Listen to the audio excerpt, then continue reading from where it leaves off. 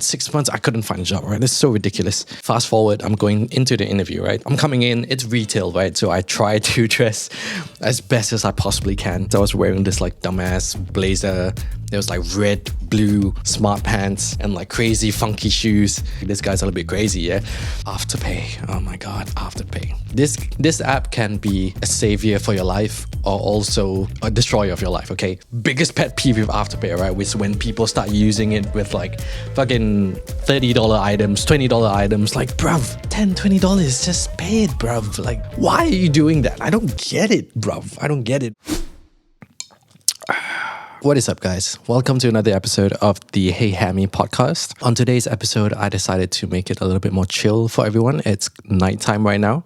And I just had some thoughts to share to you guys on like how to get your first part-time jobs in Australia. And everyone's excited, you know, when you first come to the country, you're like, yes, let's go find some part-time job. We're going to do assignments and then we're going to get some money. It's going to be cool. It's going to be fun. But in reality, it's pretty tough to find one. So unfortunately, that's the reality of it, right? But there's also because we know damn well that Australia has minimum wage and like proper minimum wage where like you get paid $25 an hour. So that's something that I was like, wow, that's insane. You know, because coming from Singapore, you get paid like $10 an hour or even less sometimes. I think now they might have increased it in 2023, probably like 12, 15 SGD, which is almost $20 an hour for Australia. So it's $25 Australian, by the way. So do your math on that. So to start off with this episode, I'll probably give a little bit of background of like what experiences that I've got, so it'll make sense as to what job I got and like how I applied for jobs. All right, so background of me back in Singapore, I worked at a supermarket called Cold Storage. It's basically a competitor to Fair Price, and it would be like the Woolworth of Australia. That would make sense, right? So what I did was picker packer. So as a picker packer, our job was to do online orders. People will order online and then we would be like picking it up. And then if they order bread, we make sure that the bread isn't expired, all these kind of things. So it's a little bit more, it's like personal shopping basically. So, you know, like when you go to supermarkets, you just like get what you want. But this one, you have to be like a little bit more careful with like the expiry dates. There's like a certain amount of time where like, for example, if you take baby powder, it has to be at least 4 years past it, 4 years before its expiry date. Like it's a little bit more detailed than just like shopping randomly like that. And it was really, really fun. I think I didn't have any bad memories in that aspect other than having a horrible boss, as most jobs do for some reason. I think just having a horrible boss is like a thing that I think a requirement in a lot of jobs for some reason. I don't know, man. But overall, the job was pretty fun. You got to go to like freezers and shit.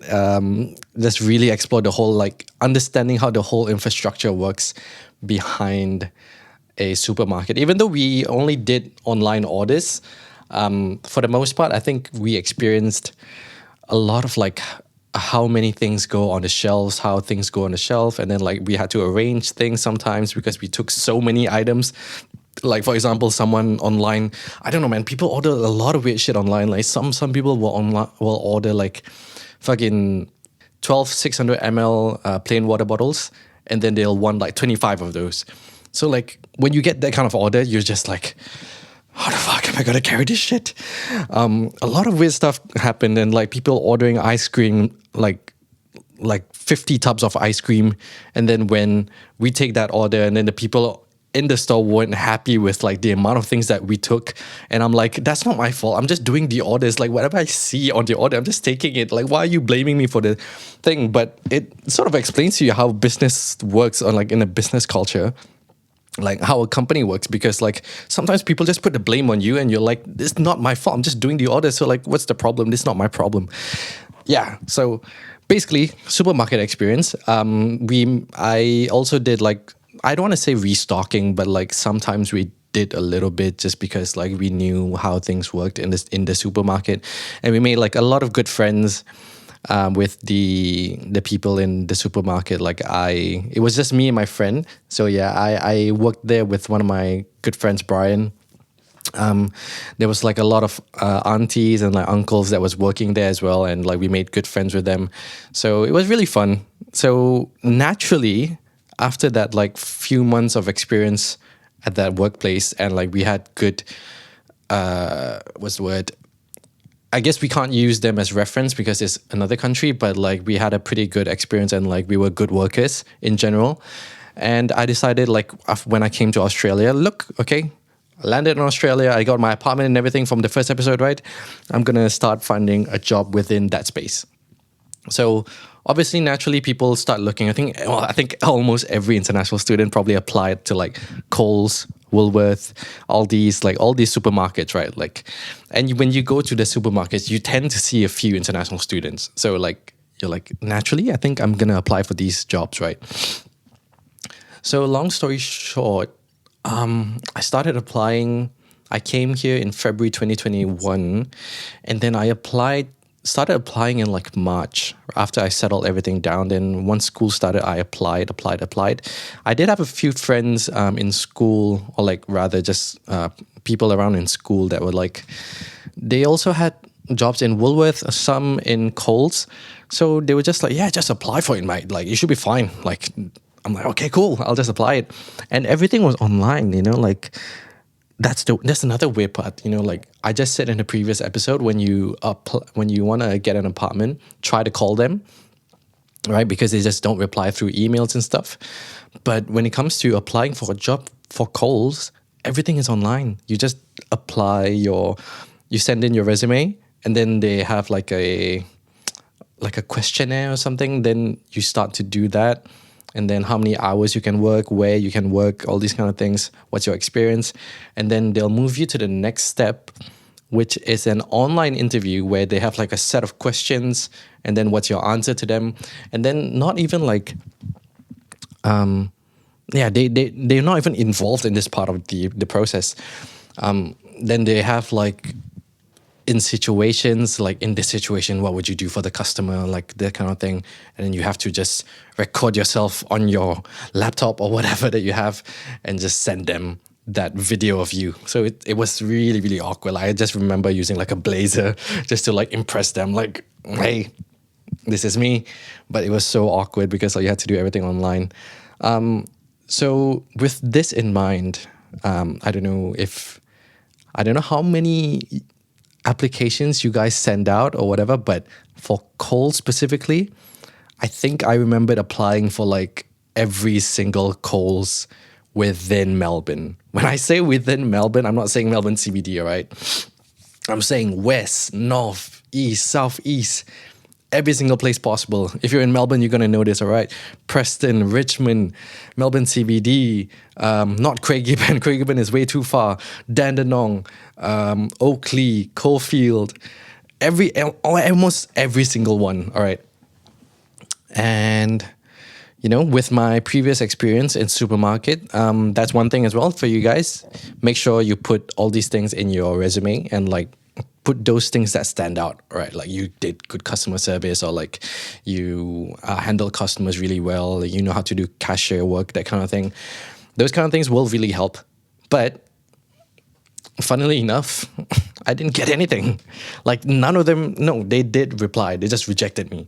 So I was like wondering, like, it doesn't make sense, does it? You know what I mean? Like, not necessarily being cocky, but like if I had experience in working in a supermarket, and then I applied for like probably about 20 Coles position, and it's not even like, oh yeah, bear in mind there's also like different positions in Coles, of course, but it's all within like the same thing. So like there's some within the bakery, and then some at cashier work, some packing. So there's quite a few that you could apply for. So I did the same with Coles and Woolworth, and I got rejected for every single one of them. Can you imagine? Like every single one of them. That's so weird. I was just wondering, like, what is going on? Like I've been applying for like 2 months at this point. There were some like occasional other things that I applied for, like audio jobs or like videography jobs because that's what my field is. And that was fine because like obviously I'm still a student and they're like kind of skeptical as to whether they should take an international student to work with them. Like I just came here. But for like a Coles, I was like, how is this even possible? It didn't make any sense. It didn't link up. It didn't link up at the time. And I think the whole point of me doing this podcast for you guys is I want you to skip the mistakes that I did. Right, because I think if everyone can benefit from this, all of us are going to get better in life, and then it just works overall as a system where all of us just move on faster in life.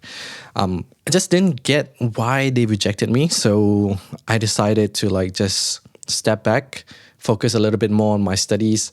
I just didn't understand what was going on, right? And especially everything was online, so it made it even more confusing as to like they're not necessarily rejecting you, but it feels like AI is rejecting you, so like there's no way to argue with them and there's no way to like ask for feedback or anything like that. So I just gave up. And then by the time it was like the first semester ended, right? The first semester ended and then winter was coming. Winter was super cold. It was my first time experiencing winter and I was like, how am I going to do this? I'm going to die. This is just too cold. And then I started to use my heater a lot and then bills went up. And it was my first time experiencing like, oh, there's such thing as seasons because there's no seasons in Singapore. And then like the bills are going up with this season. I have no money. Like I just didn't want to ask like my parents for more money than I already am taking from them. So like at this point, probably in August. Yeah, August. So February to August, I didn't have a job. And then by the time we reached August, I was like, I have to do something about this. Like, there's no way applying online is going to help me out because I've tried like 20, 30 different like supermarkets. It just didn't work out. There must be something wrong within the system that it's not just my skills. It has to be something within the system that's not working out. So I decided from this point on, other than applying online, I'm just going to go to like every single person that I meet and I'm just going to ask for a job. That's it. Like, I'm just going to ask every single person I know of that if they can give me a job, then they'll give me a job. So this is the part where I say getting out of your comfort zone is really, really going to help. So every single person, right? Like in class, if I had like a classmate that's like, oh, I am working at this. And I'm like, oh, where? Oh, do you know like anyone that I can talk to? Can I apply for a job over there? And then they're like, yeah, like fine, okay, fuck off. I don't really need your opinion. Next person. And then I got to my really, really close friends. They were working in a, not bar, like cafe, bar, I don't know, cafe, bar kind of thing. And then it was way too far. It was like an hour away. It was in Belgrave. So it was like an hour, not even an hour, probably like 2 hours out if I take the train and then I have to walk. So it didn't make sense to get a job there. And then there was like, yeah, a lot of places were far. And I was so desperate to the point where like, even when I went to the gym, I think I was annoying quite a few people. But long and behold, like, trust me guys, this story is going to get better. I asked everyone around me, like sometimes when like I made random conversations with strangers, like, or even when I'm ordering food, I'm like, oh, like, how do you get this job? Like, can I apply? Then none of it worked out. And then I went, because I'm going to the gym a lot at my apartment. And then I made quite a few, not friends, but I would say like just neighbors, right? I met neighbors. So I asked a few of them while working out, like, oh, what do you do? Oh, we're doing this. Oh, yeah, I'm looking for a part-time job. And then after asking like 5 different people in my gym, right? And then this one dude that I'm ever so grateful for, he was like, oh, you're still finding a job? Like, do you still want a job? Like, he said he used to work at this retail store that I'm not going to say what retail store it is because it's still where I'm working at and I won't be able to say it for now. He was still in contact with like the managers and stuff. And he's like, yeah, I can recommend you, of course. Like, don't worry about it. I'm like, okay, cool. And like, I have gotten a few people that said that. And I'm like, usually you just not take it for granted, but you just like, yeah, he'll say something about it. But within like, I think 1 hour, like I went home and then he's like, oh, I already texted her. She said she's gonna get back to you. And I'm like, oh, he actually looked out for me. Okay, cool. So Next day, after he said, he sent the message to the boss, right? He asked for my resume, and then I was like, okay, here you go, my resume, blah blah blah. Within 2 days, or like I think the next day after that day, the manager emails me and like, oh hey, I just got your recommendation from this person. Your resume looks all right. How about we schedule an interview? And I'm like, I got an interview? I got a face-to-face interview? Okay, okay. Yeah, so I gotta give this guy big props, right? So at this point, I'm like, don't fuck this up. Do not fuck this up, all right? It's been like how many months from February, March, April, May, June, July, August. 6 months. 6 months, I couldn't find a job, right? It's so ridiculous. I was like, this is my first like physical interview.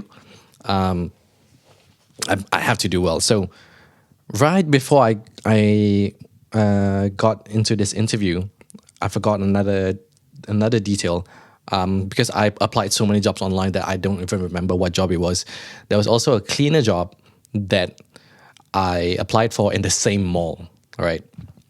So this cleaner job, it was just weekends, and it was like $40 an hour for a weekend, which is insane. Insanity. Okay.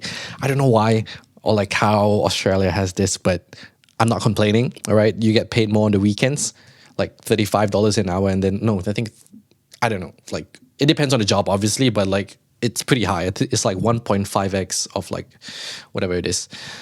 And they were interested with my profile as well. So I was like, you know what? Let's just try it again.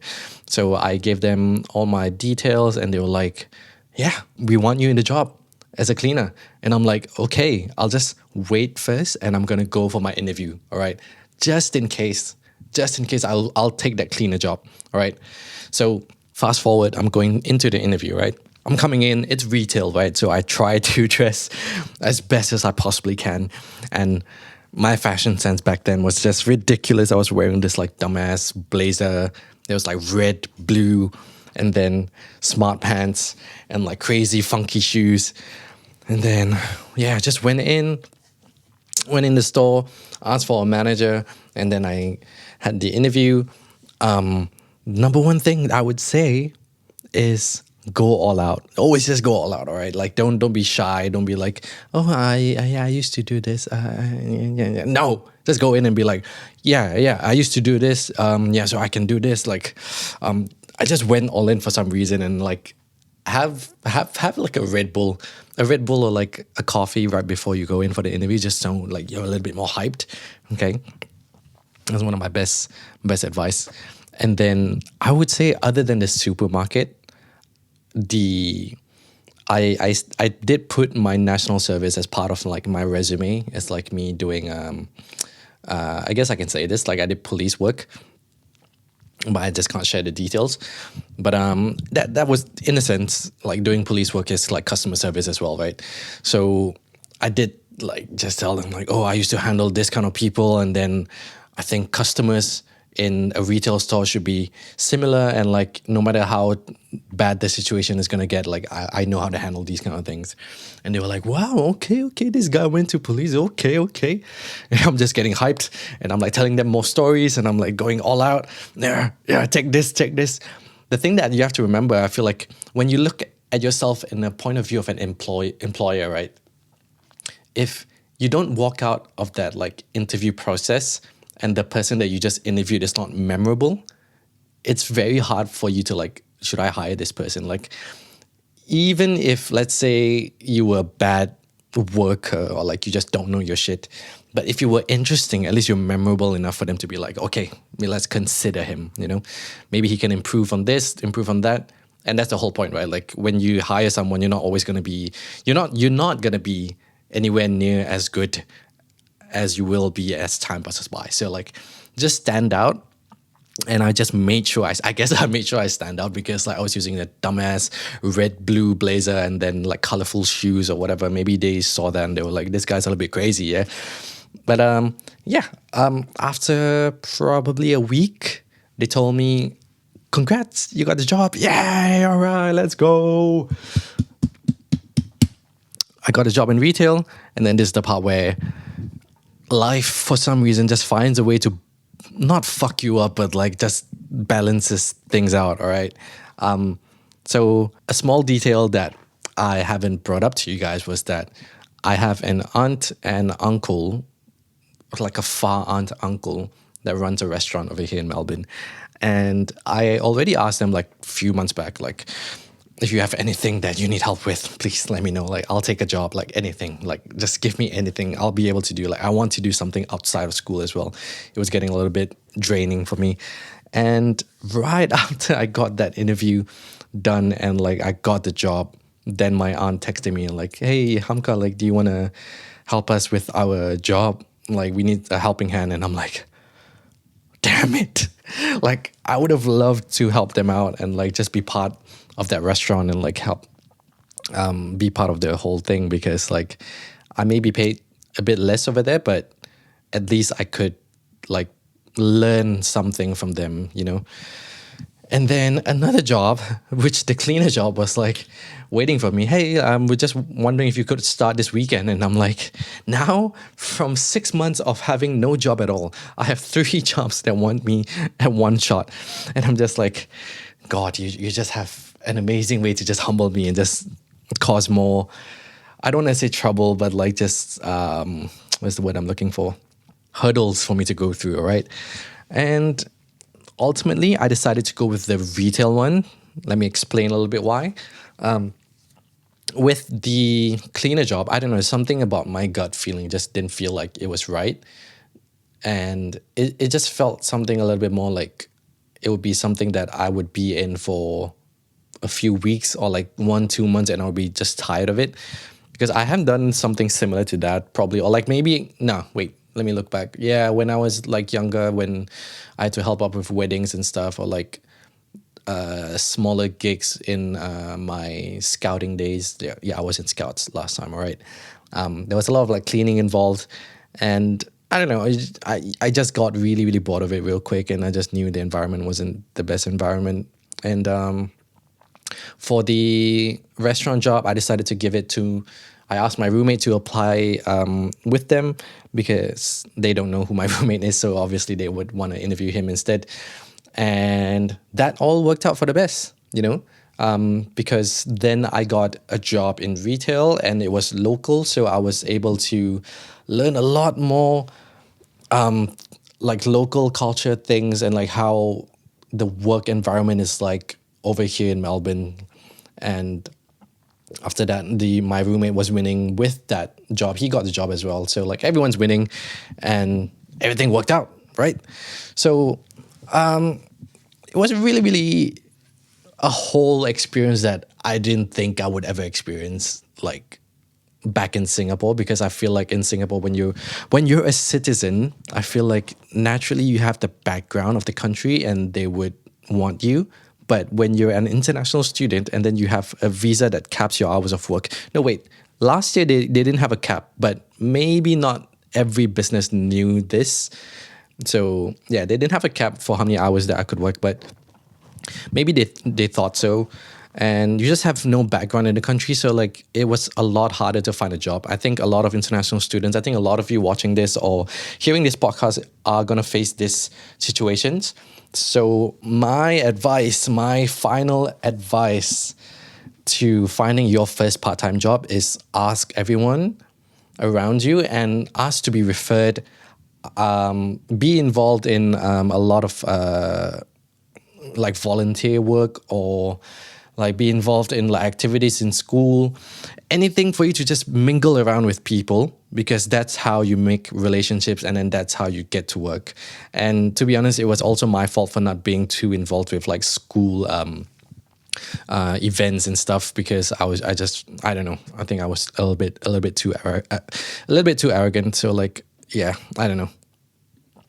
So after those 6 months, September, I finally got the job, got into retail, and yeah, could finally afford to pay my own rent, pay all these kind of things myself. And then you just finally do what we international students want to do, right? Just put less burden on our parents, because we are ever so thankful and grateful for their underlying love, undying love for us to come over to a foreign country to do what we want to do, right? So the next part I would say would be the work life and assignment balance, right? Now you have a job, now you're like happy. Depends on how many hours do you want to do, or how many hours you are supposed to do, and then how can you balance work and assignments all together at one. So I got offered the, I won't say the contract, but like I'm basically doing 20 hours a week. So, and to be honest, I think if you're new in Australia, I think 20 hours is probably as much as you want to do to be able to get a good like school balance and work life balance. Basically, not work life balance, work school balance. Does that make sense? Okay, whatever you want to call it. I think 20 hours is the best because you'll be able to pay your rent, get your groceries, like all these kind of things, and also be enough to be involved in all your like school projects or whatever that you're involved in school. My thing was, so I had 4 days of school, right? So for example, on the first day I have like a video class, and then I have like a arts class, I have a presentation class. There's a few different things, right? So for example, if on Monday I have video class, then I'll be doing my video assignment right after class. Then on the next day, if I have this class, I'll do the assignment right after that class. And then I will work on the other days where I don't have school. So usually, I mean, when companies are hiring students, they obviously know that you won't be able to work during your school days. So don't worry about that too much. I think Australia and companies as a whole, they're pretty, they understand that, and they'll work around your availability. And to be honest, if you aren't available for the days that they want, usually they don't hire you anyway. So, so to me, that was the best thing that I did, because once, if you start to like just wait for everything at the end, right? That's where like you start seeing people like calling in sick, where they're like, oh, I can't do this. And then they start to get stressed, and they're like, oh, this work is doing this. And then now my school, my grades are going down, or like the standards are going down. It makes you stuck in this loop of like, you're doing your best at work because you just got your job and you want to do your best and like show them that you can stay in the work. But then you're compromising your grades, and like that's the whole purpose of you coming here, right? The whole purpose of you going to Australia is for you to study, and now you're compromising the study.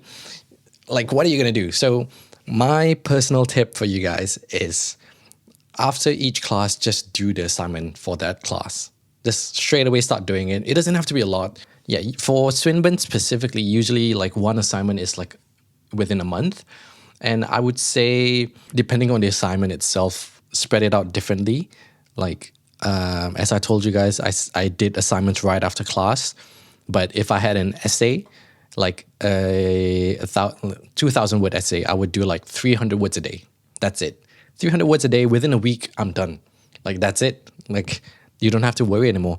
And I mean, this is the best case scenario. Like, I don't think I'm that organized of a person. I don't know if you can see my room, like, it's not that organized, to be honest. But for some reason, when it comes to getting tasks done, like, I just have to get it done. If an assignment isn't done, or like a task isn't done, I just feel like there's a lot of anxiety within me, and I just have to finish it earlier than what the actual date is.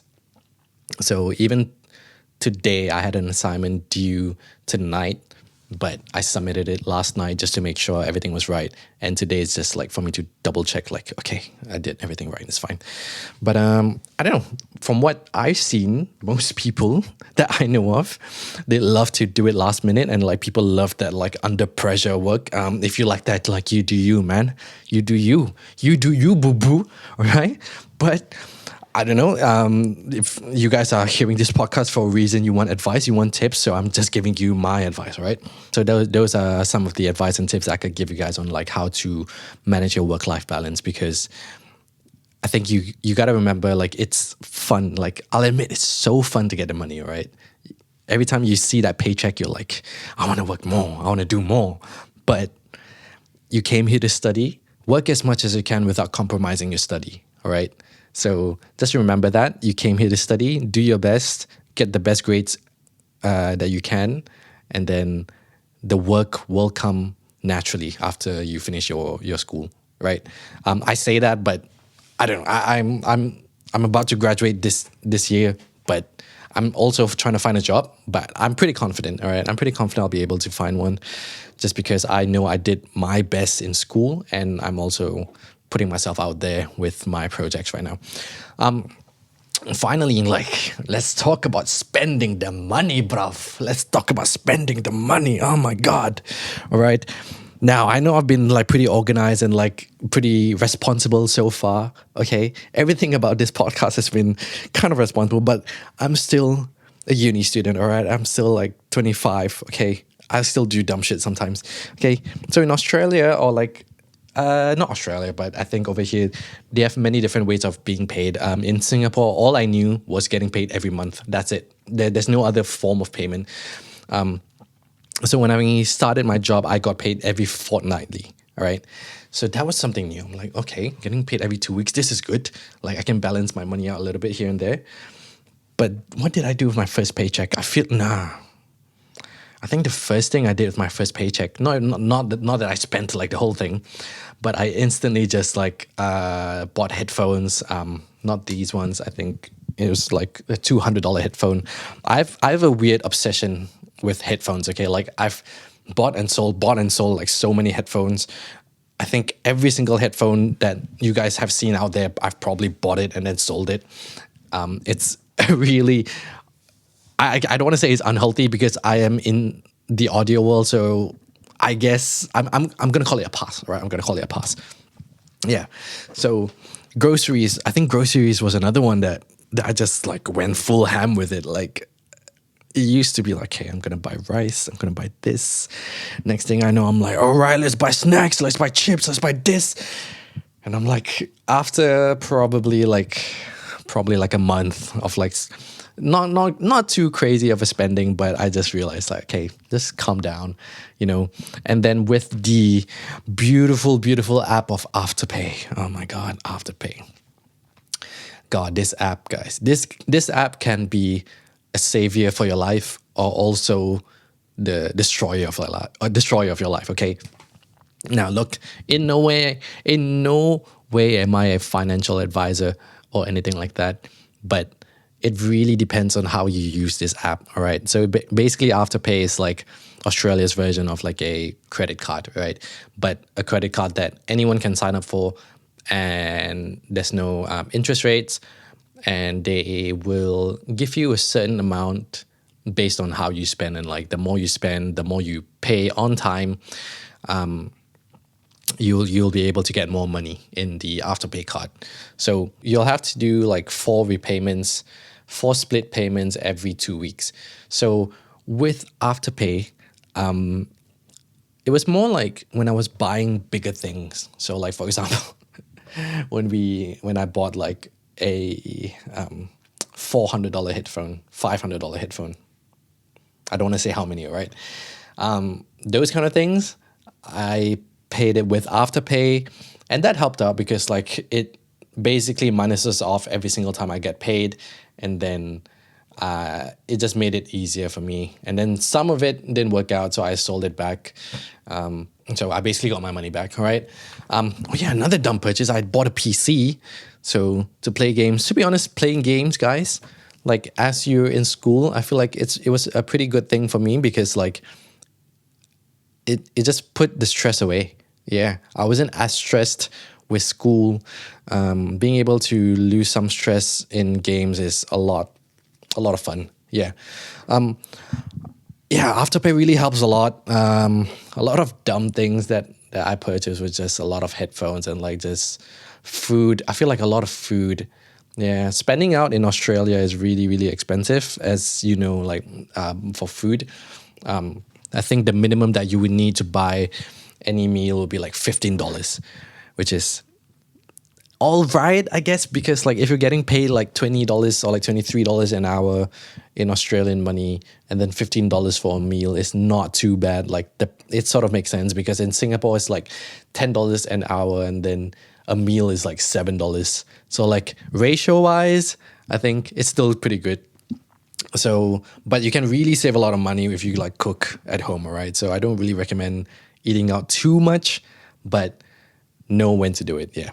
But yeah, I guess with AfterPay, my biggest pet peeve with AfterPay, right, is when people start using it with like fucking $30 items, $20 items. Like, bruv, it's $20. If you're a working adult, or like not even a working adult, if you have like pay and income, like $10, $20, just pay it, bruv. Like, why are you doing that? I don't get it, bruv. I don't get it. But like, if any of you do it, like explain to me down in the comments, or like just let me know, send me why you do it. But I still think it's pretty stupid. Okay, I personally think it's stupid. Like, just don't do that. Like, get AfterPay if like you know you have like a big spend on something, right?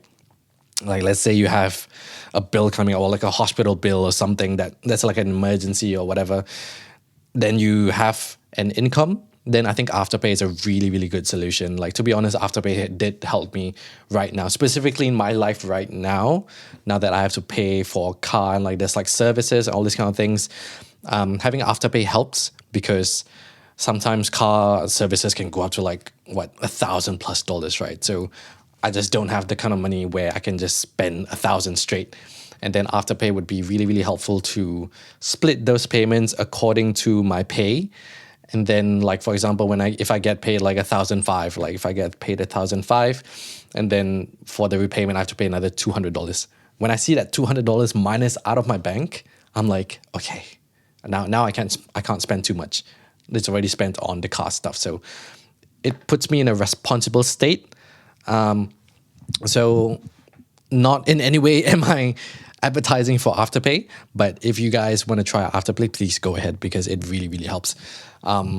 Yeah, so we've talked about like AfterPay, groceries, and like dumb purchases, but let's go a little bit back to the responsible purchases, right? Investing in yourself was something that, like, after buying the dumb shit, I was like, okay, I have to invest. Now I have to invest in something that would benefit me. So I don't know what your course is going to be, or like what your house situation is going to be, whatever it is. I bought a monitor, a widescreen monitor for myself, because I'm in the video field. And it just really helped me with my video editing. I'm a lot faster with it. With my audio editing. With this podcast edit, it's going to be a lot faster with the widescreen. That was the only investment that I made. It was like, no, it was still pretty cheap. It was like $270. I would say, for a monitor that's really, really cheap, and a widescreen monitor at that. And yeah, I think that's a reminder for us as well, before I wrap up this podcast, is that when you get paid, I think there's two types of people, right? There's one that really, really spends a lot and just goes all out, goes ham, and like buys dumb shit, or like goes to so many concerts, go to like the clubs, and then they like just waste every single dollar of their life. If that genuinely makes you happy, fine, like do what you want. But if you're on this podcast and you're like wanting advice or like tips, or just want to hear a different perspective, then don't fight me on it, and then go fuck yourself. No, I'm kidding. Have your fun. There are people who spend a lot. There are people who don't spend at all and just save. But I recommend having something in between. Having something in between is probably the best thing that you can have. Because as much as you would love to save your money, right? Like, I think, what's the point of saving all those money if you're not going to do anything with it? All right. Have a little bit of fun. Make your life a little bit easier sometimes. Like, order a little bit of food here and there, but don't go too crazy. All right. I think the best small financial advice that I can give is just make sure you save like maybe at least a few dollars every month, and just make it a habit. All right. Don't just break even every single time. If you can't afford to do that, then of course that's a whole different situation. But just try your best. Even if it's $10, just something every month, I think that's a good starting point. And that's what I did. So I saved up quite a few $100s every single month, and it yeah, it really helped me out to be where I am right now, where I'm not necessarily worried about anything. I don't have too much money. I don't have too little money. I'm just right, all right, being able to work and also do my school assignments. So to conclude this whole thing, to get your first part-time job in Australia, don't be shy, all right? We're gonna say this again. Don't be shy to try. You have to really get out of your comfort zone because you're an international student. You have no history in the country. Get out there, talk to people, do some volunteer work. Be involved in events, be involved in organizations. You'll never know, you'll genuinely never know where the work is going to come from. Like, I would have never expected that I would have gotten a job in retail from the guy that I go to the gym with. Like, it just didn't make any sense, right? Having the work-life balance is very, very important. Don't forget, you came here to study. Get the best grades that you can, or if you already have your skills as in that industry, then you do you, right? Having the best balance is very, very important, and just don't go too crazy on your money. All right, you have Afterpay, you have whatever pay that you have, and whatever fortnight pays that you have. Just be wary. All right, make your life easier, but don't go too crazy. And that's all that I probably have to say for this episode. I hope you guys liked this one. And maybe no one's going to watch this. Maybe no one's going to listen to this. But I don't know. I just enjoy this sort of like a diary, I guess. But if any of you are listening, thank you for listening. If you have any more questions for me or any more inquiries or any topics that you want me to talk about, just let me know down in the comment section below or email me. I'll probably put my email somewhere. I don't know how this is going to work with Spotify or anything like that. Yeah, because this is going to be on Spotify and on YouTube for you, all of you guys, wherever you're listening from. All right. So that's it for today's episode. We'll see you guys in the next one. Peace.